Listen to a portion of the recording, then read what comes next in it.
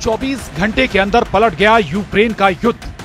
24 घंटे के अंदर पहले व्लादिमीर जेलेंस्की पलटे और फिर डोनाल्ड ट्रंप ने लिया सबसे बड़ा यू टर्न।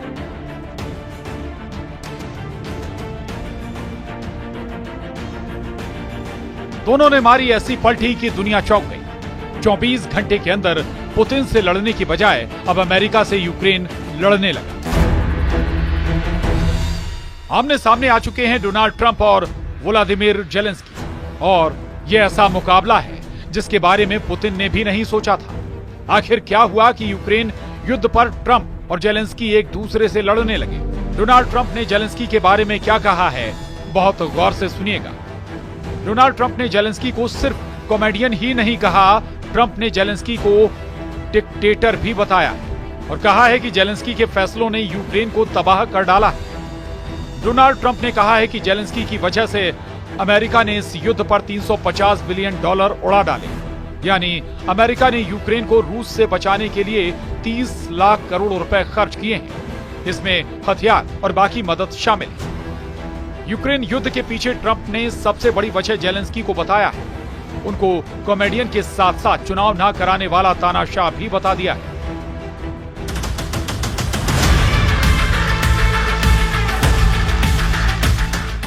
जो अगर नहीं हटा तो यूक्रेन बाकी नहीं रहेगा।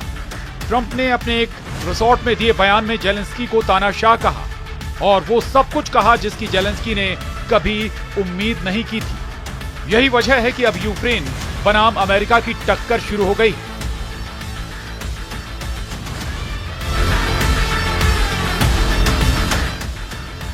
जबकि सच यह है कि यूक्रेन में पुतिन की सेना लगातार नए नए मोर्चे जीत रही है, यानी जेलेंस्की के सामने अब दो दुश्मन हैं। जेलेंस्की को अब पुतिन से भी लड़ना है, यानी दुश्मन नंबर 1, और जेलेंस्की को डोनाल्ड ट्रंप से भी लड़ना होगा, जो उनके दुश्मन नंबर 2 की तरह देखे जा रहे हैं। लेकिन ट्रंप को लेकर विरोध यूरोप में शुरू हो गया।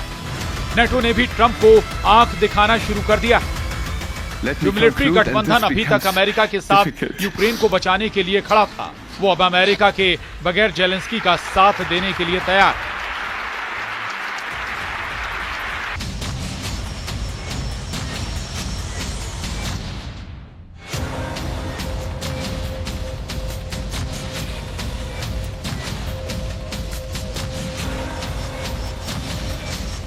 जर्मनी के चांसलर ओलाफ शॉल्ज ने कहा है कि ट्रंप गलत बोल रहे हैं। ब्रिटेन के प्रधानमंत्री कीर स्टारमर ने जेलेंस्की को फोन करके कहा है कि वो उनके साथ है। कनाडा के प्रधानमंत्री जस्टिन ट्रूडो ने कहा है कि कनाडा यूक्रेन के साथ खड़ा है। आखिर ऐसा क्या हुआ कि अमेरिका के नए राष्ट्रपति डोनाल्ड ट्रंप जेलेंस्की पर अचानक बरस पड़े? वो क्यों यूक्रेन की लीडरशिप पर बिगड़ गए? इसकी बहुत बड़ी वजह है, लेकिन वो समझने से पहले देखिए यूक्रेन की राजधानी कीव पर जब पुतिन ने हमला किया तो कैसे जेलेंस्की का एयर डिफेंस एक्टिव हुआ। ये वीडियो कुछ इजराइल के आयरन डोम की याद दिला रहा है, जिसने हमास और हिजबुल्लाह के सैकड़ों रॉकेट्स पर ऐसे ही आसमान में ब्रेक लगाई और इजराइल को बहुत हद तक बचा कर रखा। इस वक्त यूक्रेन ही नहीं बल्कि पूरे यूरोप का आसमान एक नए खौफ से जूझ रहा है। डेनमार्क ने भी अपना रक्षा बजट $7 अरब बढ़ाने का फैसला किया। ऐसा इसलिए क्योंकि ट्रंप के अंदर यूरोप का भरोसा खत्म हो चुका है।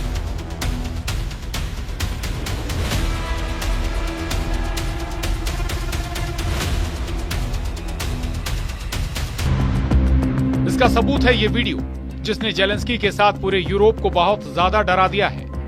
ये म्यूनिख सिक्योरिटी कॉन्फ्रेंस का वीडियो है, जिसमें कॉन्फ्रेंस के अध्यक्ष यूक्रेन का जिक्र करते करते रोने लगे। वहीं MSC के अध्यक्ष क्रिस्टोफ ह्यूसगेन का भी बयान सामने आया है। यह सम्मेलन एक ट्रांस अटलांटिक सम्मेलन के रूप में शुरू हुआ। शुक्रवार को राष्ट्रपति वेंस के भाषण के बाद हमें डर है कि हमारा वजूद अब खतरे में है।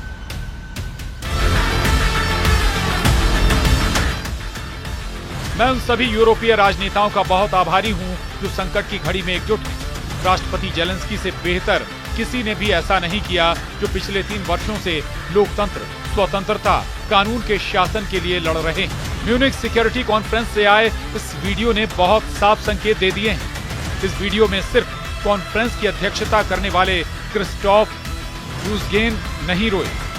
युद्ध रोकने के लिए ट्रंप और पुतिन की एक तरफा मीटिंग ने नेटो को हिचकियां देनी शुरू कर दी। सऊदी अरब में हुई मीटिंग को लेकर पुतिन भी काफी जोश में। पुतिन बता रहे हैं कि अमेरिका अब बदल चुका है और बातचीत के नतीजों को लेकर पुतिन के इसी आत्मविश्वास ने यूरोप के 3 देशों की आंखों में आंसू वाले हालात पैदा कर दिए। ऐसा इसलिए क्योंकि ट्रंप इस वक्त पुतिन के पाले में खड़े नजर आ रहे हैं, जबकि यूरोप को खतरा है कि यूक्रेन के बाद पुतिन का गुस्सा पूरे यूरोप पर बरसेगा और अब उनकी बारी आ चुकी है, जिससे बचना बहुत मुश्किल नजर आ रहा है।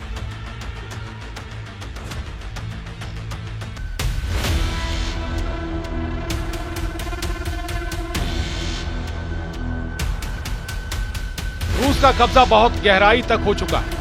यही ट्रंप के लिए सबसे बड़ा सच बन चुका है और पुतिन के खतरनाक मोर्चों को देखकर अब उन्होंने युद्ध खत्म करने का अपना इरादा अटल रखा है। लेकिन इन सब के बीच पूरा यूरोप बुरी तरह फंस गया है। ऐसे में अब यूक्रेन को बचाने कौन आएगा? नेटो ने अपनी तैयारी पूरी कर रखी है। ये स्टेट फास्ट डार्ट युद्धाभ्यास की तस्वीरें हैं। ग्रीस में नेटो की फौज बता रही है कि चाहे रूस हो या फिर कोई और दुश्मन, वो लड़ने के लिए तैयार है। ये युद्धाभ्यास बुल्गारिया और रोमानिया में भी हुआ है। 9 देशों से 10,000 से ज्यादा सैनिक इसमें शामिल हुए। चौंकाने वाली बात है कि इसमें अमेरिका की सेना ने हिस्सा नहीं लिया। सवाल है कि नेटो अमेरिका के बिना कैसे लड़ेगा? क्या ये इसकी तैयारी हो रही है? क्योंकि ट्रंप तो अब जेलेंस्की को बचाने के मूड में बिल्कुल नहीं। वो इसलिए क्योंकि जेलेंस्की और ट्रंप की टक्कर अब दुश्मनी में बदलती हुई नजर आ रही है। दोनों में तकरार कैसे शुरू हुई वो भी बहुत ध्यान से समझिए। जेलेंस्की ने डोनाल्ड ट्रंप को लेकर कहा कि वो फेक न्यूज से घिरे हुए हैं, गलत फहमी से जी रहे हैं। ऐसा उन्होंने ट्रंप को जवाब में कहा क्योंकि ट्रंप ने जेलेंस्की को लेकर दावा किया था कि यूक्रेन में जेलेंस्की की अप्रूवल रेटिंग गिरकर सिर्फ 4% रह गई है और अब वो यूक्रेन में भी पॉपुलर नहीं रहे। अब जेलेंस्की और ट्रंप की दुश्मनी जग जाहिर होने पर यूक्रेन का युद्ध तो फंस ही गया है। पूरा यूरोप दहशत में है क्योंकि ट्रंप का इरादा कॉन्क्रीट बन चुका है, जिसे कोई बंकर बस्टर बम भेद नहीं सकता।